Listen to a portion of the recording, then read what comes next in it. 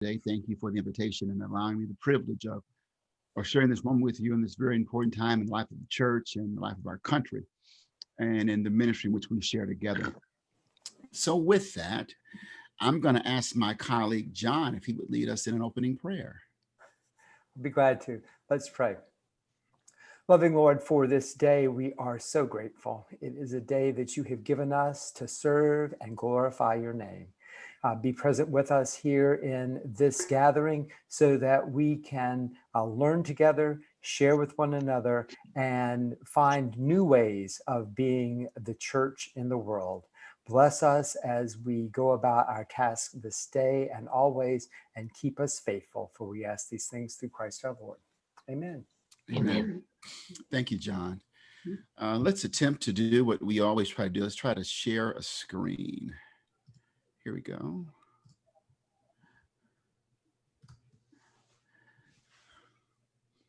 I'm assuming you all can see my screen, building digital community in the digital church. Yes. So let's just have some time to talk together. I think the way the schedule is slated, I'll do a 20-minute or so talk, and then we'll have some breakout sessions and then Q&A, but feel free to jump in any time and raise a question.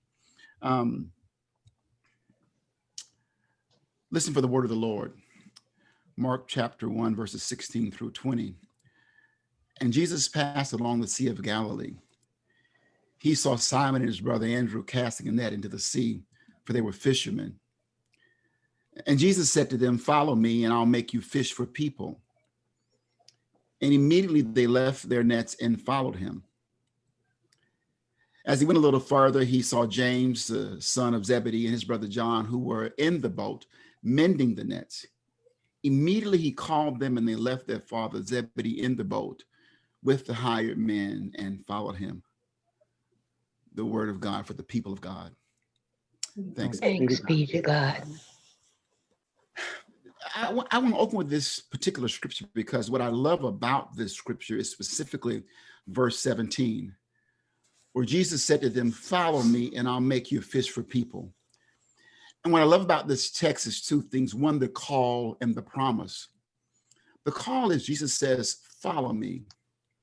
And they courageously step out, leave what they have been trained to do, being fishermen. They leave that and then accept the promise that Jesus has given them, that I will make you. Now remember, I say whenever I talk about this text is there's nothing in their context to make sense of what Jesus is talking about, because they were fishermen who fished for fish. But Jesus says, if you follow me, I'll make you fishers of people. But they so trusted the Jesus who called them, they were willing to follow and be made. And I want to open here because I think we're in that moment once again. I don't quite know what's ahead. We'll never go back to what was. But are we willing in this moment to follow and allow Jesus to make us new again?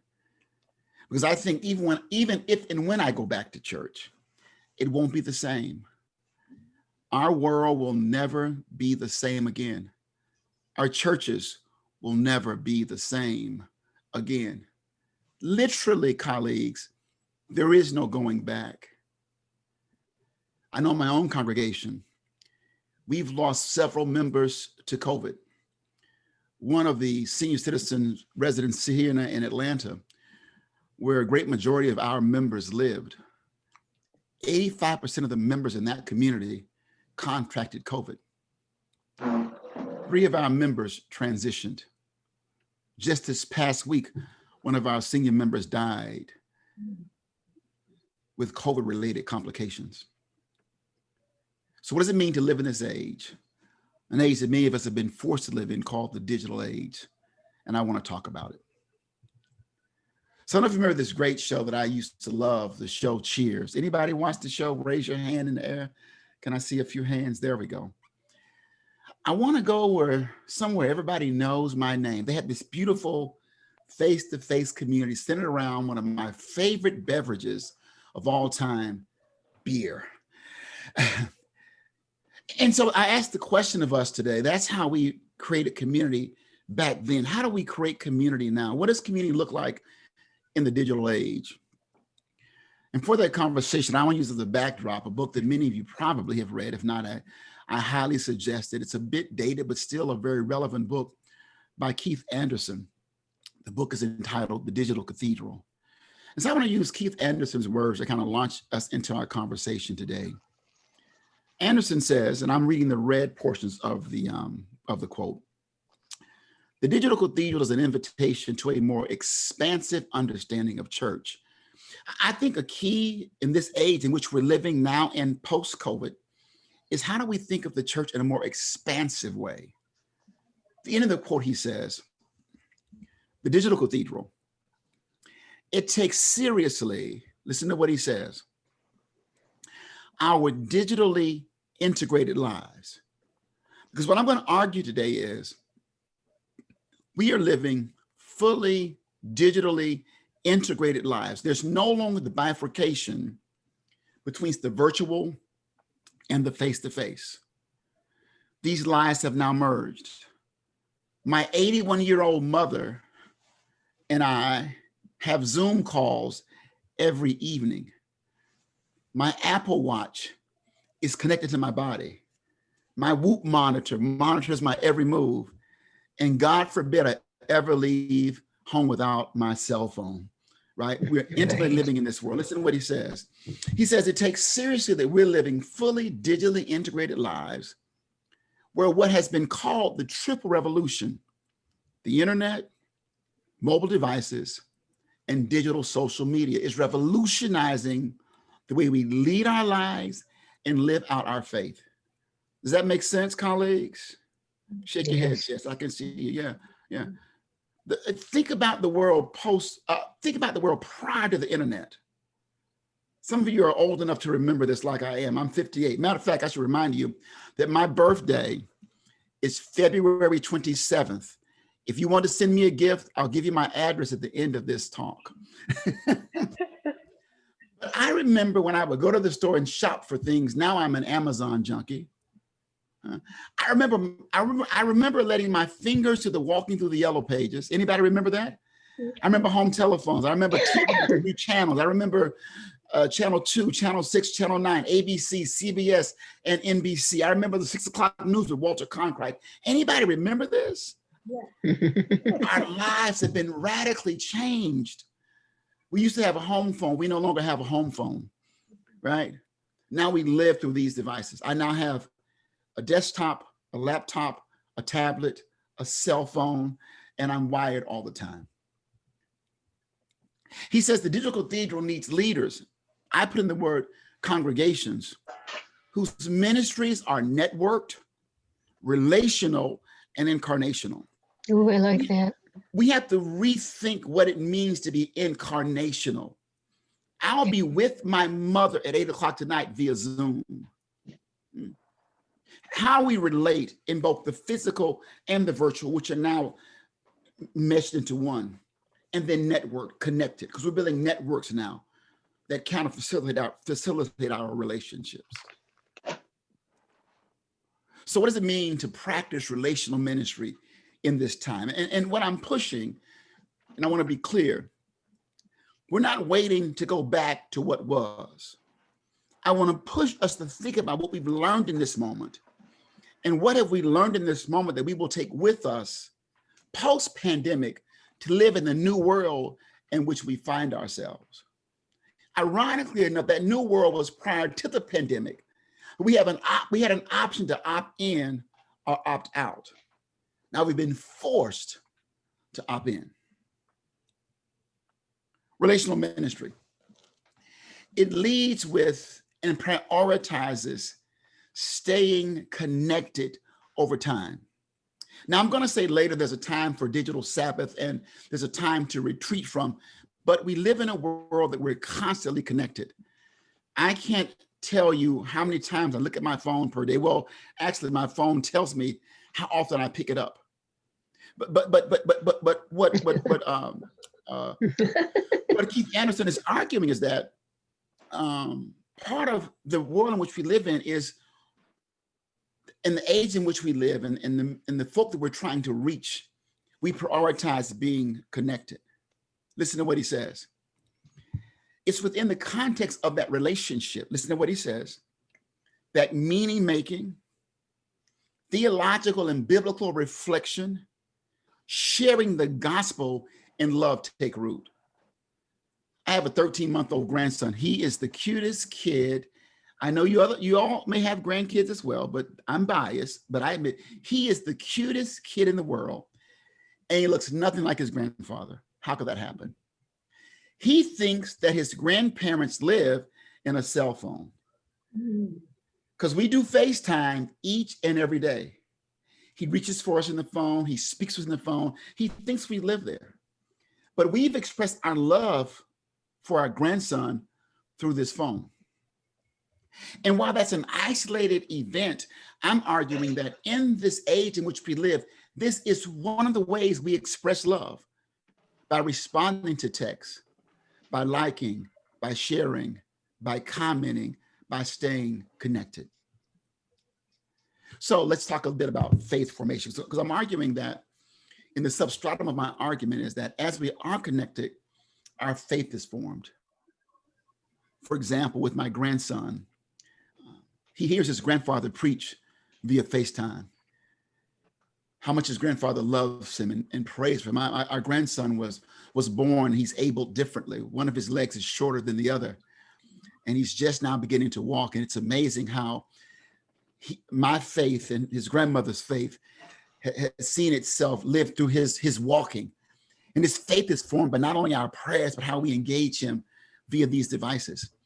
And when the first time he walked and my daughter put on the FaceTime and we started yelling, he fell down like, what's wrong? He didn't realize that was a testament of what we had been praying for our grandson to walk.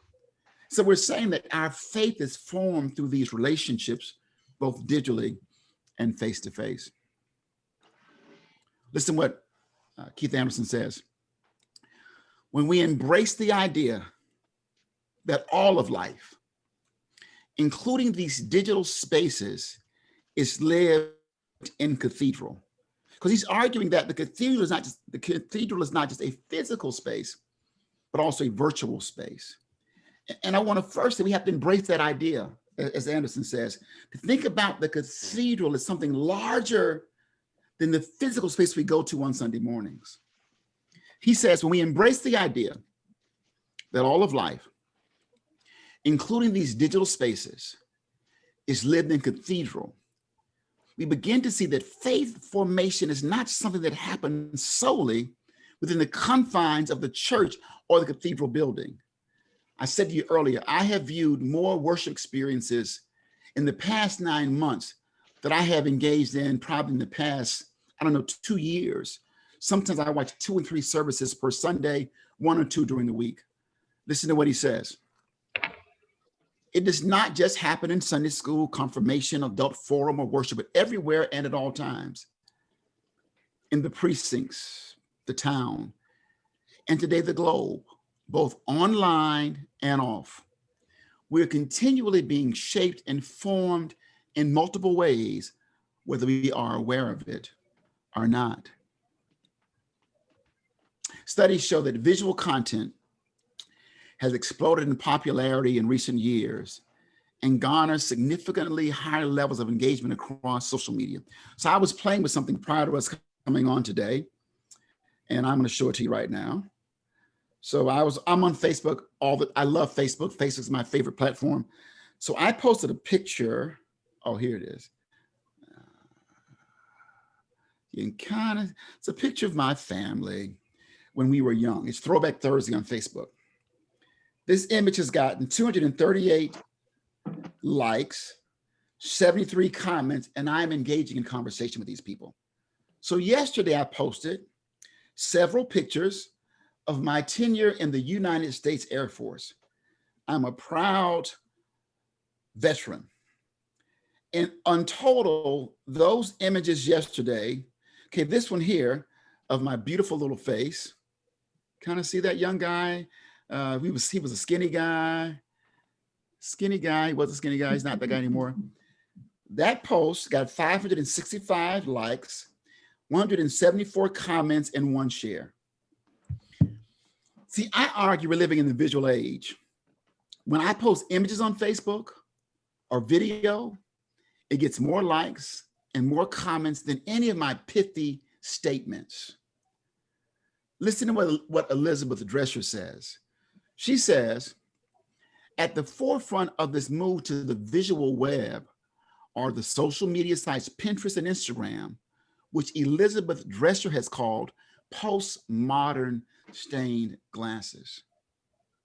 The average person spends 4 to 6 hours per day engaging moving and or still images across multiple devices.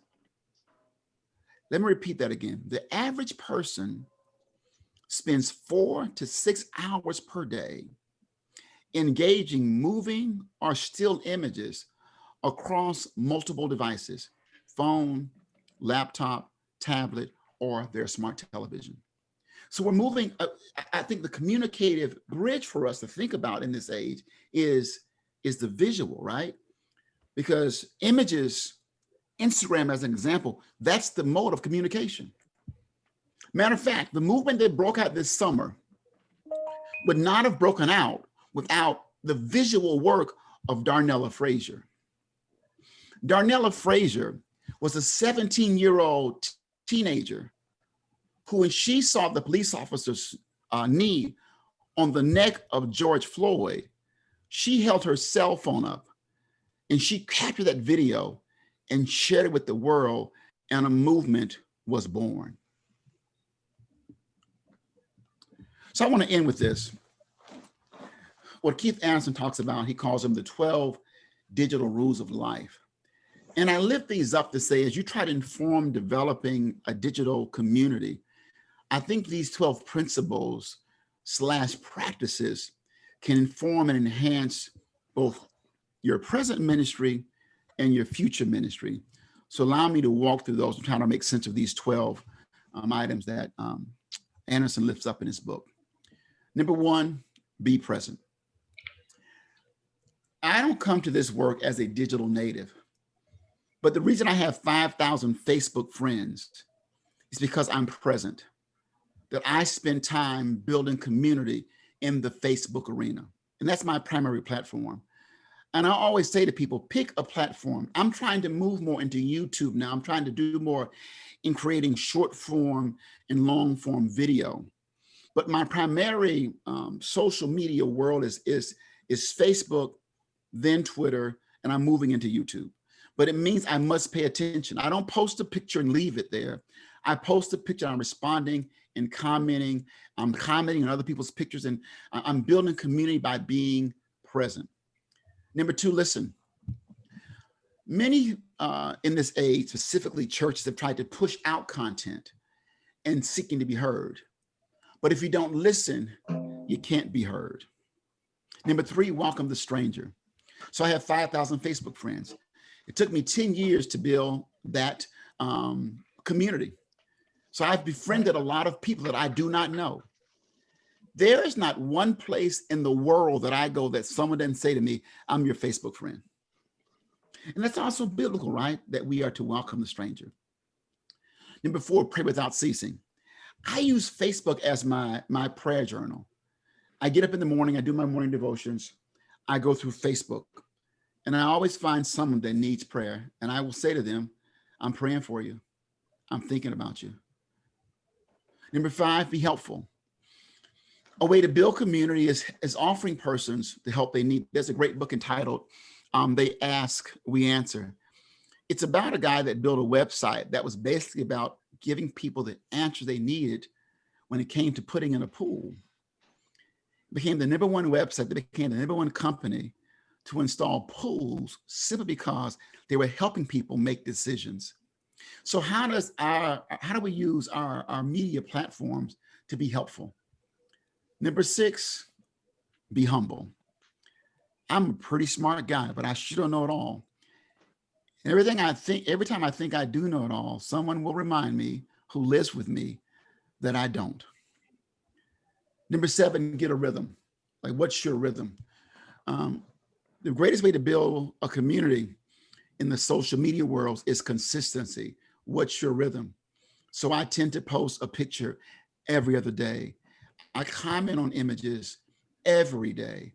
I post a YouTube video roughly once a week. What's your rhythm?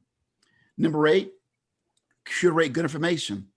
When I find things that are helpful, I share them. I can't tell you how many great YouTube videos I shared during this political season that really spoke to my political leanings. But the point was, when I found good information that I felt others could benefit from, I shared it. Number 9, which is so important. The beauty of Twitter and Facebook and YouTube is convening conversations. It's not putting the post up and leaving it there. It's engaging the people who made comments on the post in fruitful conversation.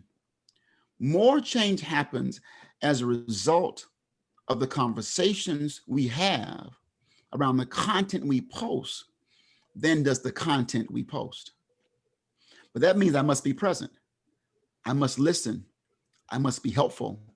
I must have a rhythm. I must post good content, and then I must talk about it. The greatest YouTube followers that have millions of views and millions of followers, they built those YouTube channels by having conversations with persons who engage their content. And I will engage anybody who desires to have a fruitful conversation. And I post a lot of stuff that speaks to where I stand in terms of justice. And I may disagree with folk in other political parties, but they're still my brother and my sister, and I'm going to still talk to them.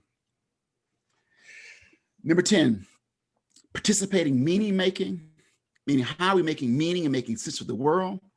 Number 11, tell good stories. We find that the videos that are shared the most are the videos that tell good stories, because we are wired for story. So Vanessa and I are the parents of 3 beautiful children who are now all 3 adults and no longer reside in our home. Thanks be to God. But I remember when they were children, we read them a story every single night. We're wired for story. We watch TV, good stories, documentaries, good stories, movies, good stories. And many ministries fail to tell their story, or fail to tell in a beautiful way the story. Number 12, disagree amicably. I can't tell you how many disagreements I've had over the last 90 days. And with 2 runoffs coming in in Georgia, I will have many more amicably disagreeing conversations with persons who may be on different sides of the political spectrum, but I have to do it respectfully in that community.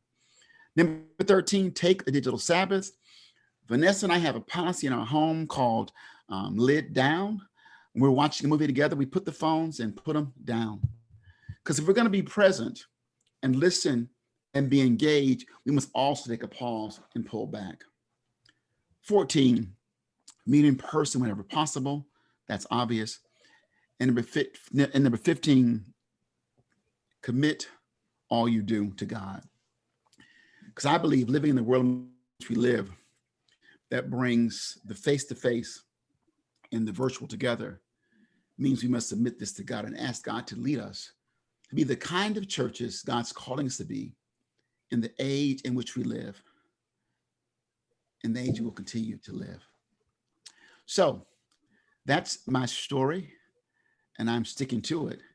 So I'm going to stop sharing my screen. Oh, I was going to say one more thing. I forgot about this part. So Flash Foresight, Daniel Burris's book, great book, because Burris talks about hard trends and soft trends. Listen to what Burris says. This is the final quote. Listen to what Burris says. Burris says, there's no advantage to keeping up. What we really want to do is jump ahead. How? By skipping over today's best practices and benchmarking what the best practices will be in the visible future based on hard trends and future certainties. what is he saying? He's saying, you know what? The virtual world in which we are now living, many of us were thrust into, we're never going back to where we were. But what's the next thing? How do we get ahead of the curve? Because in many ways, the church spends a lot of time catching up. And Burris says you can actually jump ahead. And that is what I'm going to encourage my colleagues to do. So I know that is my final slide. Now I'm going to stop sharing this screen. There we go. Stop share. And we're back. So John, with that, let's go to you and instruct us on what's next. Sure. Ralph, thank you so much for sharing with us. I think in order to be a good steward of your time with us, what we will do is we'll have some time to have question and answer with you. Okay. And then we will allow you to go into the rest of your day, get back on the small screen and Facebook or whatever your next call is. And we will then break up and do a small group reflection ourselves. So what I'd like to do is, folks, open up conversation with Ralph. We have him here. Ask whatever questions you have. We have a small enough group. We've got 28 on the call right now. I think we can probably just allow people to jump in and ask when they want to, instead of trying to raise physical hand or raise the hand electronically. If we get too much interference, we'll go back to the more formal ways. But let's just jump into it. And if you have a question that you'd like to ask of Ralph, please. This is Sue Wilder. I just wondered, how do you keep the people engaged who don't have access to internet and don't want it? Wow. I think that's where the face-to-face comes back. Thanks for the question, Sue. That's where the face-to-face comes back. I don't think we can make people be engaged. I think, unfortunately, it's nearly impossible to, in many ways, engage life now if you're not engaged to some form of the internet. But I respect that right. I think that's where the face-to-face comes in. That's where, if it's sending DVDs or our typical ways of communicating via newsletters or the more traditional ways in which we communicate, I think that's our only option. But I think that for the future of the ministry, I think it's inevitable that we're there, and that's where we're going. Thank you. Thank you.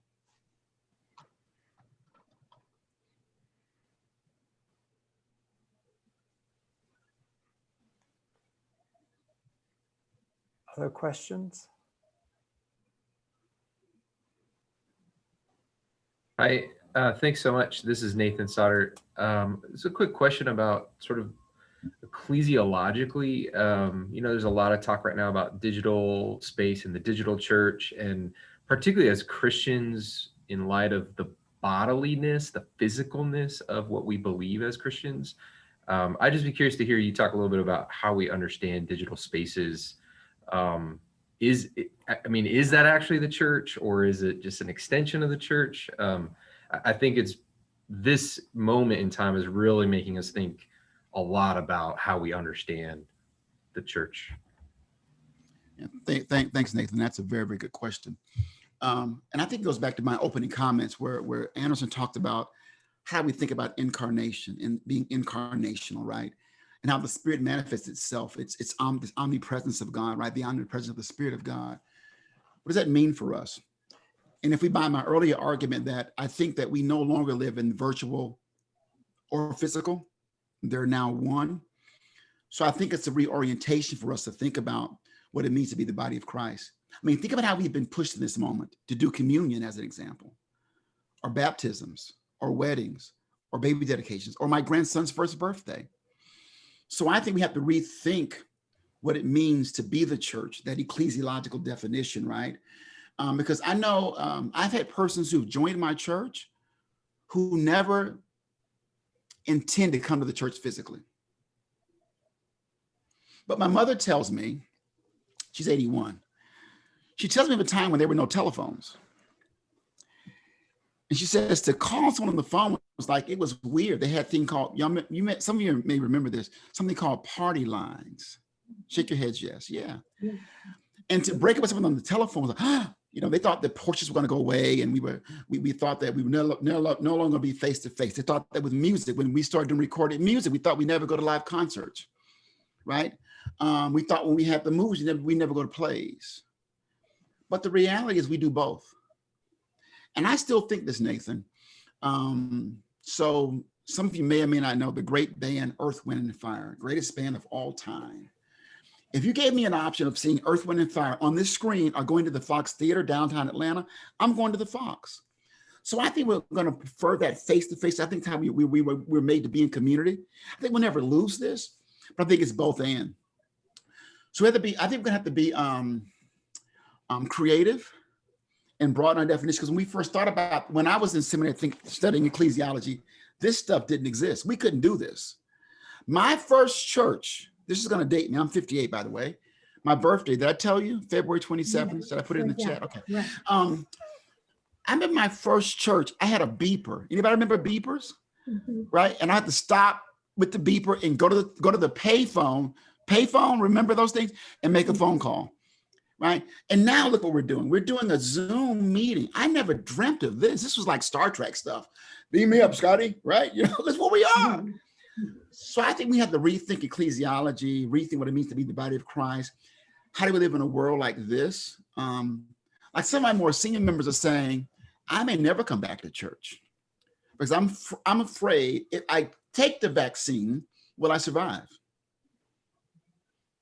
And those who hated this now say, I love getting up in the morning, Pastor, fixing my breakfast and watching you while I'm eating my grits and my sausage in my pajamas. And I say, as long as you send your tithe in, I'm okay with that, right? We need the money to go. So yes, so I just think, Nathan, we have to rethink it because I don't think we're going back.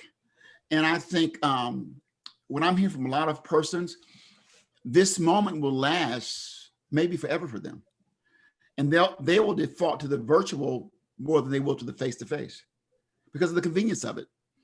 I get up and got my TV on 5 minutes before worship starts.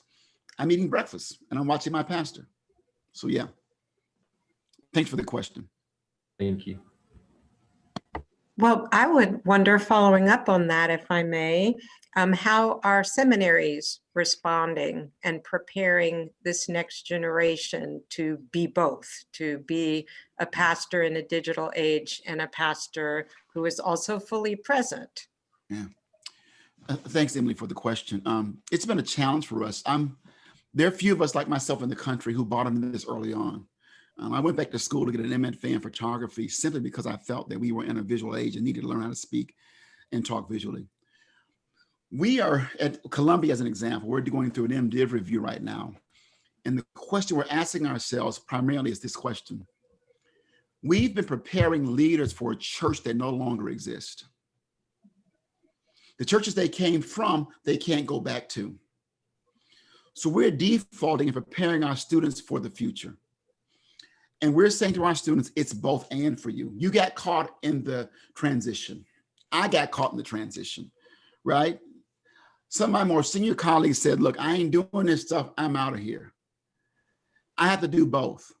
So we're training our students to live in this world in a both environment, right? While also trying to say, how do I manage my life? How do I have downtime? How do I do self-care while being eternally connected? How do I do one cell phone versus two? How to have a private Facebook and a community Facebook? How to have a church Facebook, a church YouTube, a personal YouTube? It's that kind of world. So we're trying to say to them, think about some lines there. But we're preparing them for it because we realize that the church that I knew as a kid doesn't exist anymore. Doesn't exist anymore, right? More people view me on this thing than ever came to hear me face to face. It's amazing, right? The people said, I listened to a sermon, or people listen to a sermon I preached years ago on YouTube and send me I love that sermon. I preached that thing 2 years ago. You know what I'm saying? So that's, we're teaching how to use cameras. We teach classes in this stuff, how to take images, how to make movies, how to leverage your social media platforms, the morals and ethics of that as well, and the theology of that. We do a whole class on the theology of the virtual church, which deals with Nathan's question too. You know, ecclesiologically, what does that mean? So we're trying to do our best and we got caught too. But I guess I was an early adopter early on. I was always an early adopter. I felt that this was the now, not the future. And so I bought in early with this piece because I think it's where we are. And like I say, for better or worse, we're never going back. But let me say this though, with every new technology, the old technology coexists with the new technology. We had the horse and the car, right? The phone and the porch, the radio and the concert. You following me? So the face-to-face and the virtual, but they coexist. Thanks for your question, Emily. Very good question. Thank you. I have a question. So do you think that they can easily coexist like within the same church institution? Like we have all these large entrenched churches right now that are trying to figure out how to pivot to be digital so that they can be both. And then we also have all these new church developments that are starting out digital and living into that from the beginning. Is it even necessary for the big churches to pivot that much to be digital, or do we still have space to have both types of church post-COVID? Obviously, we don't right now. Yeah. Angie, that's a great question. So let me say something to John. So I'm going to correct something that John said earlier about Wheat Street in Ebenezer. Wheat Street is the major church, was the major church in Atlanta. In the 1930s, it was the largest 1970s, it was the largest African-American church in the South, historic church. On the day that the sanctuary that was built that we now worship in, it was built in 1939, opened up on July, and they walked in with 3,000 people. The church sits 3,000. Ebenezer sat 600. Matter of fact, Martin King would come to Wheat Street to be tutored theologically by a guy named William Holmes Borders. Church is 150 years old. When I began to pastor that church, my first Sunday in this historic church that seats 3,000, on my first Sunday, 59 worshipers greeted me. And all 59 were 59 or older. At 54, I was the youngest person in the house on that Sunday. So I came in saying, we must go digital. Reverend, why? I'm gonna preach every Sunday, but if we hope to reach the next generation and this institution survive, we have no choice. So we invested in cameras and sound and lights and redid music, and I caught the Dickens for it. But what I argued was both and, not either or. Because I would argue the churches that are starting completely digital are going to need both and. Like the other book that I would have lectured on the day if I had 2 hours would have been Bell Hooks' book, Belonging. Because in that book, Bell Hooks talks about community and land and connection. Bell Hooks' book is entitled Belonging. I tend to read Digital Cathedral and Belonging together. That's the tension, Angie. The tension is both and, not either or. So I don't think historic churches need to pivot as hard as the new churches that start digital, but they need to turn, if not pivot. They need to turn. And I would also say to those churches, when we come out of COVID, don't just drop it. What have you learned? You'll hear me say this on Saturday. What have we learned that we can take through post-COVID? I think it's both and, not either or, but it's to a different kind of degree, right? A new startup may say, I'm starting digitally and I'll move some face-to-face. Well, we start from face-to-face and move to digital. But if we don't do that, we don't reach. We've had more people come to our church because they watch us on Facebook or YouTube or the website, right? And most people now, before they visit a church, they will view you before they visit you. They will view you before they visit you, right? When Vanessa and I moved to Atlanta, before I wasted a Sunday to a church, going to a church, I wanted to hear Angie preach before I visited her church. Then I decided I'm going to go or not, right? So that digital platform is so critical, so critical. Thanks for your question. Very, very good question.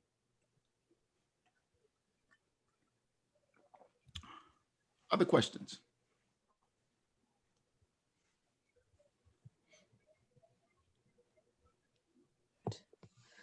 I'm Susan Barnes. Hey, Susan. Hi. I was just noticing your background where you Yes. have an analog clock and Yes. black and white photos. Yes. And I just wanted you to talk about what of the old ways are important to hold on to Yeah. as we move digitally. Oh, And that's- what do we have to completely let go of?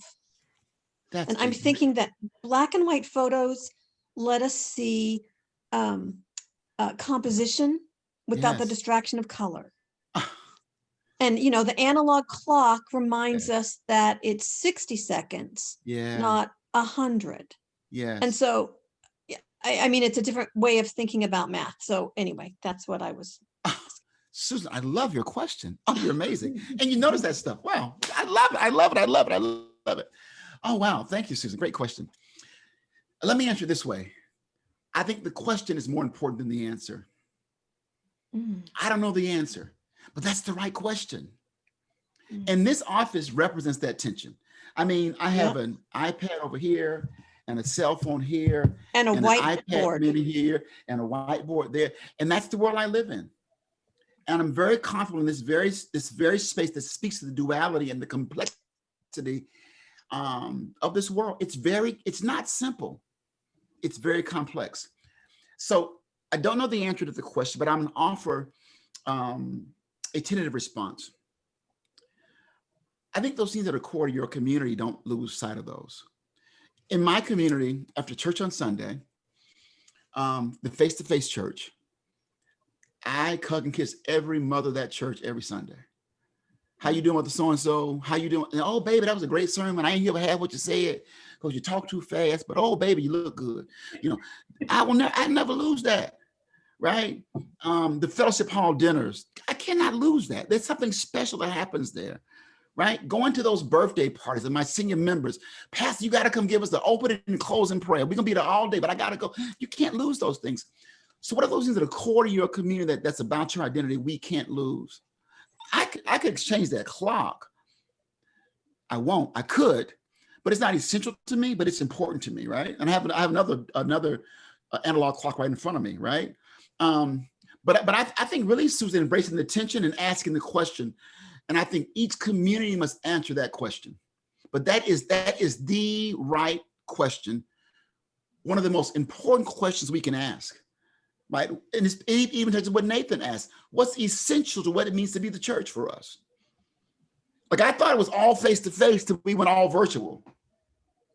Okay, I'm still having church. I'm still getting, I miss a lot of things about the face-to-face, but it's interesting how I have adjusted.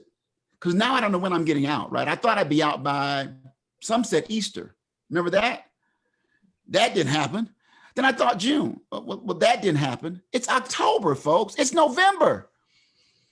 And the cases are going up, you know, so when am I going to get back? So I've just accepted it. It's amazing how I've adjusted, but there's still things, like I said earlier, I miss after church more than church. I miss the vestibule. I miss the coffee and the donuts. How you doing? I miss going to hospital visiting members. The most rewarding part of my ministry was walking in a hospital room and folks say, Pastor, I'm so glad you came. And you hug the family and you pray with them. Those are sacred, tender moments that I miss desperately, that I will never give up. FaceTime will never replace a hospital visit. It will never replace the vestibule time. It will never replace those things, right? So I think it's one of those core things we can't afford to give up that define who we are as people of faith and that makes our community strong. Thank you. Thank you, Susan. That's a great question. And you're so observant. And I love black and white photography. Matter of fact, on this side of the wall, I have images of the same images, one in color, one in black and white, because it is a different way of thinking about it. You're brilliant. You're my friend. You're my friend. I quilt. Okay. That's why. Oh, Yeah. if you read Bell Hooks' book, she has a great thing about quilting at the end of that book that's so powerful about quilts. Oh, okay. Thank you. Yeah. About quilting, but communities. My grandmother was a quilter, and she talks about what quilting does, how we pull things together with the quilts and what they are, how they cover us and keep us warm, and you know how we share the quilts and how quilts are handed down. And my sister's a quilter, and some of my most prized possessions are her quilts, and they're so comforting, right? That's great. That's great. Oh yeah, I see Bradley's post in the chat. Yeah, I couldn't visit members that were passing with COVID. I couldn't visit them. We have these graveside funerals that are just not the same. Other questions or comments?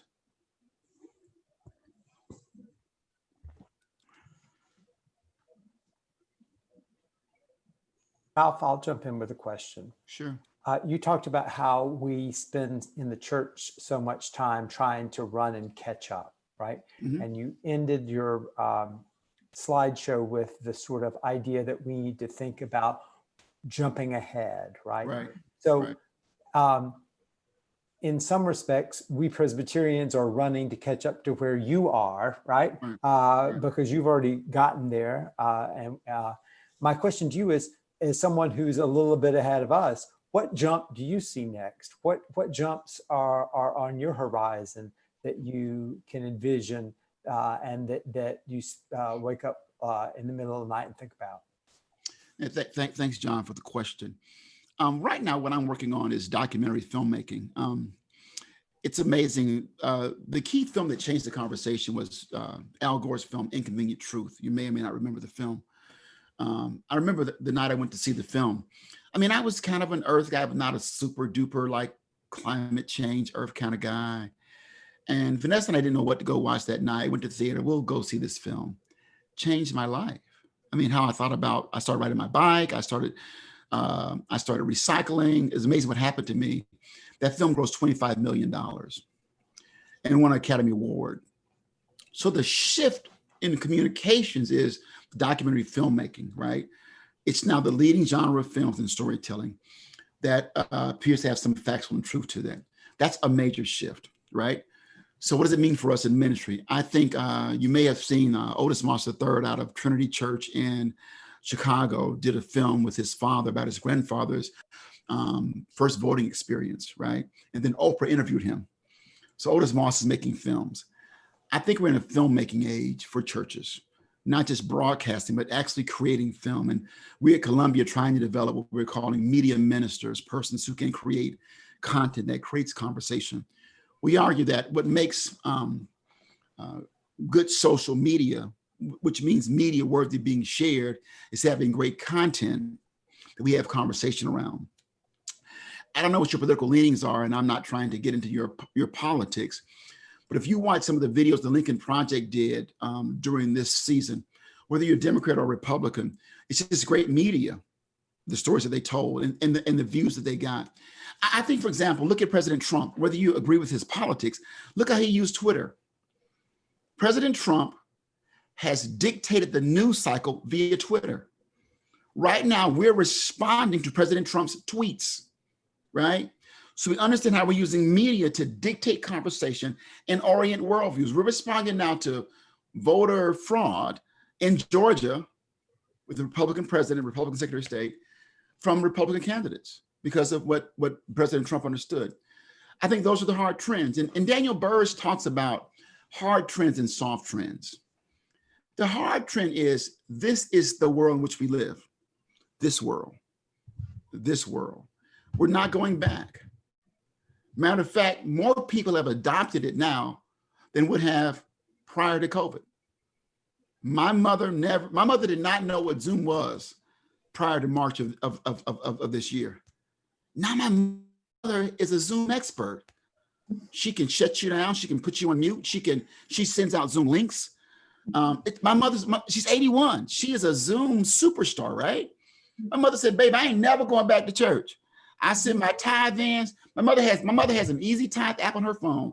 See, I send my tithe in. That's how my pastor calculates my tithe. I can hear him, and I ain't got to dress up, and I ain't got to fix my hair. I'm mama 81. So that's a hard trend, right? That we're not going back. We have completely adopted these things, from the watch to the phone to the tablets, and I can show you millions of cameras here, both analog and digital, Susan, that we've adopted, right? So I think that's the hard trend. And what Burris talks about in the last book I referenced in the presentation, and you have the PowerPoint. Those hard trends, that's what you can predict, right? Like us living through screens is a hard trend. We won't go back. Amazon will never stop being Amazon, right? That we do most of our shopping online. For example, during COVID, we've used something called Instacart. Never used it before. I can go, listen to this, how phenomenal this is. I can go online, order my food, and someone leaves it at my front door. I give them a tip. Listen to this. There's a place in California called Naked Wines. They deliver communion wine to my front door. 6 bottles at a time. God's a great God, right? So I said to my wife, so I normally grocery shop on Mondays. I said to my wife, I'm never going to the grocery store again. We've used DoorDash to eat out, right? So we go in our garage and let the garage door up, and we put our chairs out there, and DoorDash delivers, and we eat out, and we have driveway parties. That's a hard trend, I think, right? So what Boris talks about is finding those hard trends, then you can predict what the future is. We can predict, right? We can predict what the future is, right? Because those trends are very hard. So what Twitter and Instagram and Facebook are doing, using visual, like we know a hard trend. We live in a visual world. We now all are using cameras, right? On your computers and your phone. So we'll always have the written word, but it will live beside the visual, right? Right. Like the old newspapers, you have the big picture in the front, but now the picture takes primacy. So if you're not visually thinking, back to Susan's beautiful view of my office, if you can't think and see visually, it's gonna be problematic, because we speak more now in images, moving in still, than we do in written words. When I get on the plane and pull out the little card, when I used to ride planes, there are no words on the cards. They're all images, right? We're using emojis. So we're moving away from the spoken word and the written word to the visual word, moving in still images. So if we can't interrogate those images, it's problematic, because people will watch you before they read you, right? So I'm making films now when I used to write books, right? I'm making films now because I know people will watch my documentaries before now I can do a book but they watch my documentary before they read my book. Right, they'll comment on my image on Facebook before they read my book, because the image gets them into the conversation. Once again, Daniela Frazier, the video of George Floyd excited the world, right? In Atlanta, the image of Rashard Brooks made us go down to Wendy's and protest. It's the images, but it goes back to Emmett Till. It was the images of Emmett Till and the image of the civil rights movement that moved us. It was the images of Birmingham, right, and water hoses. It was the images, right? But now more so, because we now have a camera that we use every day. Remember the old cameras you all remember those cameras? You would take the 12 pictures and get the film developed, right? Remember those things, right? I remember them, right? But now I take a picture, I send it to everybody. My mother and everybody, right? That's the world we live in. Look at the new iPhone. The new iPhone was made for it says the phone for the photographer. That's how we communicate. That's a hard trend. So where we were taught to read and have well-crafted sermons that were theologically sound, we still need that, but you need images to go with that, right? But we were taught you had to read well, write well, and speak well. Now you must be able to see visually well and communicate visually through moving and still images.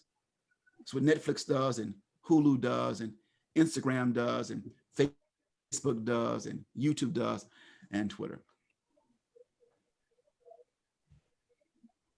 Other questions? I'm going to make one observation, Ralph, just in response to what you said. When I was working on my MDiv thesis at Union, I consulted with a historian named Margaret Miles, who wrote a book called Image as Insight. And so what you're saying in terms of, I guess the preacher says there's nothing new under the sun, right? Yeah. Back in the Middle Ages, when people made the shift from looking at stained glass windows and beautiful icons of the saints and opened their eyes during prayer, and then the Protestants came in and whitewashed all those images. Now we're bringing all the images back, right? And we're engaging with them, with the visual alongside the written word. And they must, as you're saying, it's both and. They can't exist separately, but it may be more of a leap for Protestants, the iconoclasts that we are, and the walls that we painted over. So yeah, that's where we live, right? Right. And you think when I quoted Elizabeth Drescher in the talk, when she says, you know, these are the new stained glass windows, right?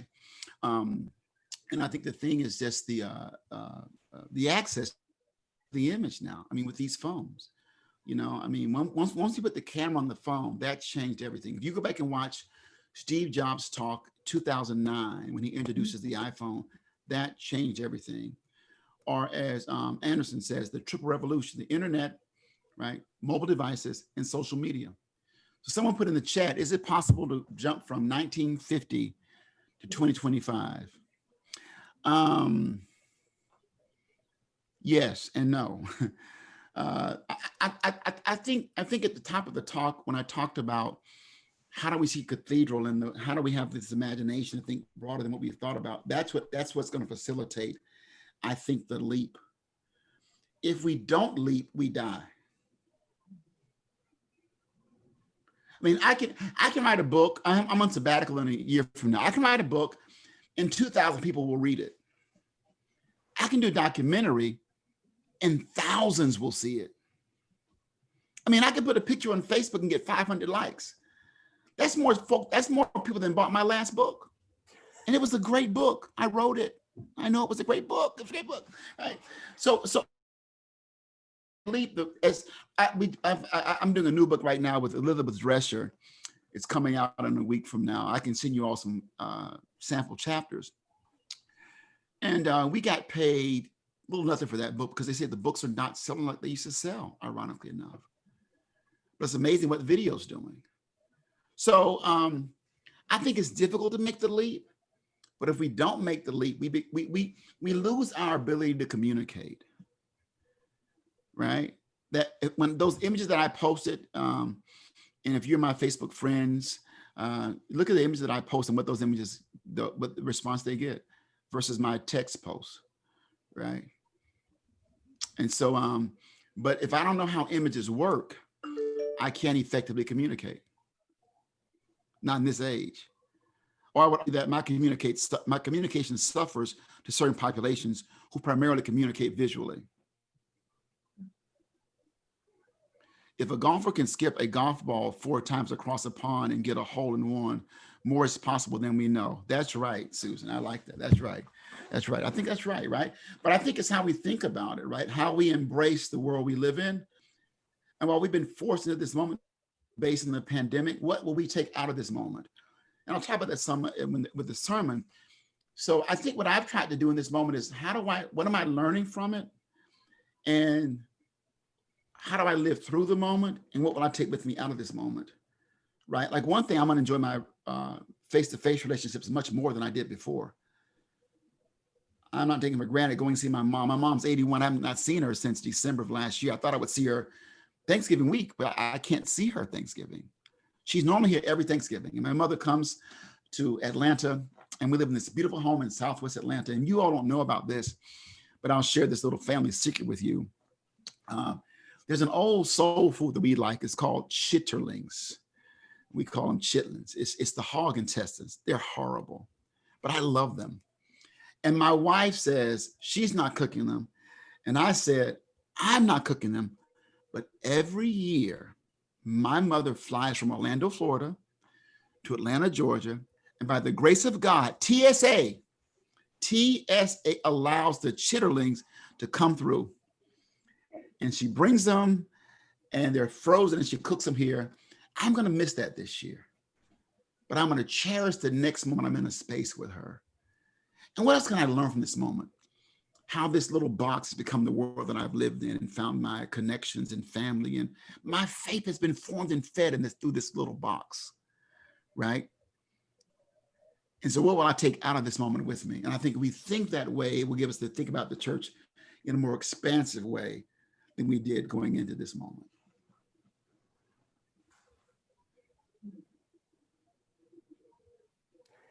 So my mom, just I'll tell you, to finish the story. My mom's gonna see if she can put those chitlins on dry ice and send them through UPS. I told her, it's not really the chitlins, it's you, right? But if you can't come, I'll take the chitlins. But so she says, my mom has already sent out listen to this now, my 81-year-old mother, she's already sent the link out for the Thanksgiving dinner for the whole family. So it's 37 people gonna be in the Zoom that she's managing.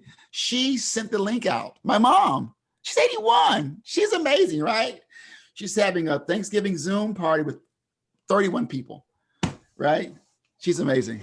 But I'm the only one that's getting chitlins. No, none of her other children. I'm her baby. So I'm the only one. And I'm not sharing. I'm going to share virtually. I'll send you the link if you want to join us. I'll send you the link. You can join us for Thanksgiving. Other questions, comments, thoughts? Are there any last questions or comments for Ralph? I want to respect his time with us. It has been a joy to have him with us. Are there any? Diane, hands up. Yes, I have a question. Sure. I know that all of us are blown and going and trying to take care of our peeps and ourselves as best we can. And speaking for myself, I can be a little overwhelmed. Yeah. And then I hear all this great, meaty, powerful, inspiring words from you. And on the one hand, I am so charged and looking forward to the creative juices flowing and the Holy Spirit working. And then on the other hand, I'm exhausted. Yeah. So how do you, there's tension right there. How do you live with that? Yeah. What are your words for proceeding? Diane, that's a great question. Prior to having the opportunity to sit with you all today, I was with a group of 12 scholars, younger scholars that we call ourselves mentoring. I'm now an old senior scholar. Isn't that interesting? When did that happen? When did I become the old guy in the room?